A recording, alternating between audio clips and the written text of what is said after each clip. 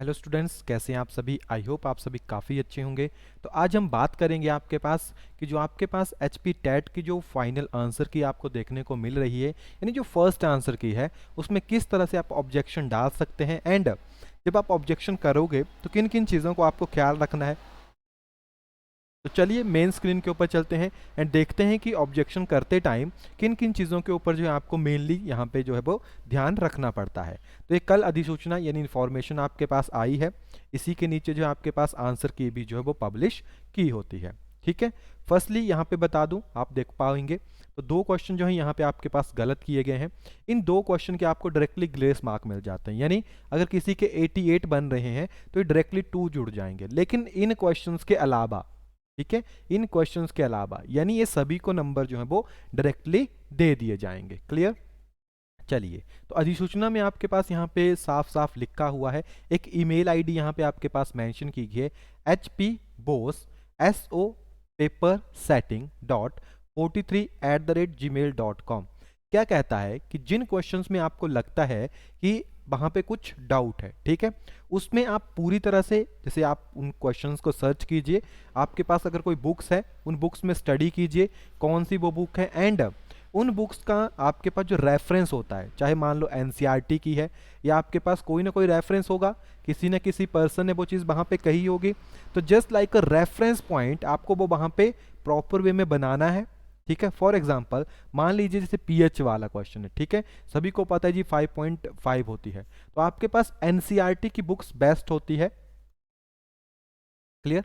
तो जो एनसीईआरटी की बुक्स है वो आपको ऑनलाइन भी मिल जाती है, तो आप नॉर्मली जैसे 9th 10th की क्लासेस होगी जहाँ पे भी पीएच का टर्म होगी वहाँ पे डायरेक्टली आपको क्वेश्चन मिल जाएगा, वहाँ से जो भी उसका एक कवर होता है उसको लीजिए। आप जैसे यहाँ पे कंप्यूटर में ओपन कर रहा हूँ तो ये पीडीएफ देखो मार्क नहीं होती है क्योंकि नॉर्मली बनाई गई है, लेकिन वो पीडीएफ क्योंकि वो मार्क हो जाएगी, तो हो सके तो आप उसको जैसे मार्क कर दीजिए, ठीक है, या आप उसको अंडरलाइन कर सकते हैं, अंडरलाइन कर दीजिए, या अगर आप उसको हाईलाइट कर सकते हैं तो हाईलाइट कर दीजिए, या फिर नहीं हो रहा है तो आप नॉर्मली वहाँ पे जो क्वेश्चन होगा उस क्वेश्चन को टाइप कीजिए। आपका जो ये आप ईमेल सेंड करेंगे उनको, तो जैसे क्वेश्चन नंबर 1 या जो आपका रोल नंबर है, आप अपना रोल नंबर लिखिए, आपका ये रोल नंबर था, अपनी स्ट्रीम लिखो, ये सभी चीजें लिखनी पड़ेगी। आप डायरेक्टली क्वेश्चन भेज रहे हो, उनको क्या पता कि आप कौन सी स्ट्रीम से रिगार्डिंग हो। आप स्ट्रीम लिखिए कि नॉन मेडिकल टैट 2022 का क्वेश्चन है, सीरीज नंबर ए है तो सीरीज नंबर ए, ठीक है, ये चीजें आपको मेंशन करनी पड़ेगी वहां पे। क्लियर। जो आपकी इंफॉर्मेशन है, रोल नंबर इतना ज़्यादा मैटर नहीं करता है, लेकिन लिख देंगे तो ज़्यादा फर्क नहीं पड़ेगा। रोल नंबर हो गया, चाहे तो आप अपना नाम वहां पे लिख सकते हैं, जो आपका नेम हो गया, ठीक है। फिर जो भी आपकी सेशन है या जो भी आपकी स्ट्रीम है, आप वहां पे अपनी स्ट्रीम को मेंशन कर सकते हो। यहाँ पे आपकी स्ट्रीम आ जाएगी, स्ट्रीम ही के साथ जब आपकी स्ट्रीम यहाँ पे आ गई, ठीक है, तो स्ट्रीम से पता लग जाएगा कि आपकी जैसे मान लो नॉन मेडिकल है तो नॉन मेडिकल स्ट्रीम आ गई। अब आपकी जो सीरीज थी, आपकी सीरीज कौन थी, ए थी, चलो जी ए आ गया, कंफर्म हो गया ना। अब एड्रेस पूरा हो गया कि रोल नंबर है, नाम है, ये कंपलसरी नहीं है। स्ट्रीम हो गया, सीरीज होगी, कंपलसरी है। फिर कौन सा क्वेश्चन नंबर है उस सीरीज का, सीरीज मेंशन कर दी है, जैसे क्वेश्चन नंबर 3 है तो क्वेश्चन नंबर 3, फिर क्वेश्चन लिखें तो और अच्छा होगा। और जो ऑप्शन वहां पे दिए गए हैं आपके पास, वो ऑप्शन आपको मेंशन करने हैं। फिर आपको वहां पे मेंशन करना है कि जो आंसर की है उसमें कौन सा आंसर दिया गया है, ठीक है। ये जो आंसर आपके पास दिया गया है, मान लीजिए क्वेश्चन आपके पास पीएच वाला ही हम कंसीडर कर लेते हैं, ठीक है, जैसे आपके पास 5.5, 5.2, आपके पास 6, 7, तो आपको पता है ए बी सी डी, तो बी ऑप्शन वहां पे करेक्ट किया गया है, तो आप लिखेंगे जो टेंटेटिव आंसर है या जो आंसर की में आपके पास आंसर आया है वो बी वहां पे कंसीडर किया गया है। But the right answer is, but according to this book, according to NCERT class 10th chapter number dash dash, ठीक है, पेज नंबर भी आप लिख सकते हो पूरा, ठीक है, आप लिख सकते हो जैसे एनसीईआरटी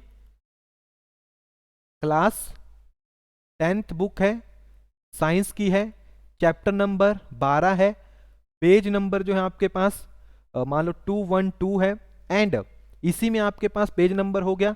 पेज नंबर के आप पैरा रिप्रेजेंट कर सकते हो, पैरा नंबर 3, ठीक है, पैरा नंबर 3, जिससे क्या होता है एक आइडिया लग जाता है, या page number this, para number 3, topic name pH line 4th, clear, ये पूरा एक मेंशन हो गया, ताकि वो पर्सन या जो एग्जामिनर है जब वो इसको चेक करेगा ना पूरा का पूरा आपके पास, तो वहां से वो क्या होता है, वो एक पूरा मिल जाता है।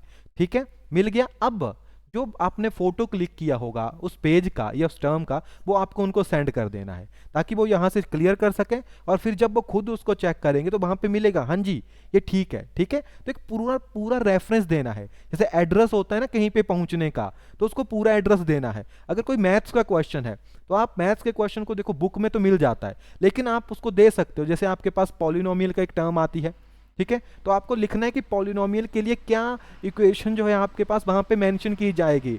ठीक है, किस तरह से जो है आपके पास वो टर्म वहां पे होनी चाहिए, तो वो आपको पूरा लिखना है।